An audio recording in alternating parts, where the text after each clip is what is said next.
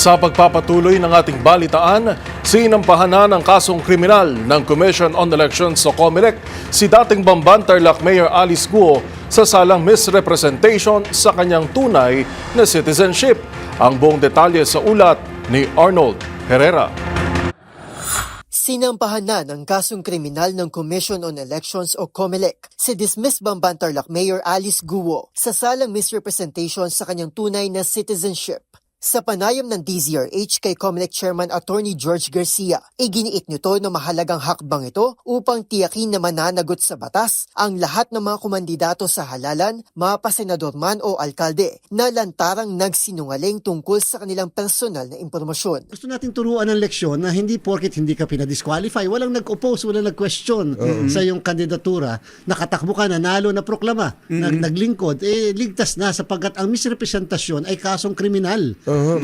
May kulong pala yan. 1 hanggang 6 na taon pong pagkakakulong yan. Hindi lang yung ground to disqualify a candidate, pero yan po'y ground din para ipakulong yung isang kandidato dahil sa pagsisinungaling. May 5 taon na prescriptive period mula sa pagkakakumit ng krimen na sa kaso ni ex-Mayor Guo ay naganap noong 2021. Kaya't hanggang 2026 ay pwede pa nilang sampahan ng kaso ang dating mayora.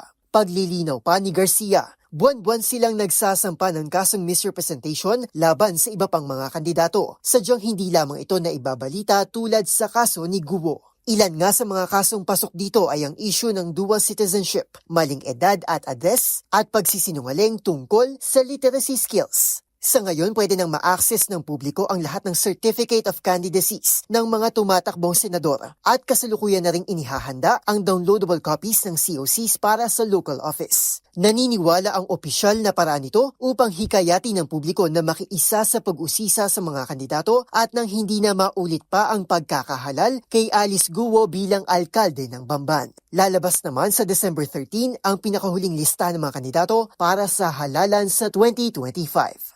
Para sa MBC TV Network News, ito si Arnold Herrera. Una sa Pilipinas, una sa Pilipino.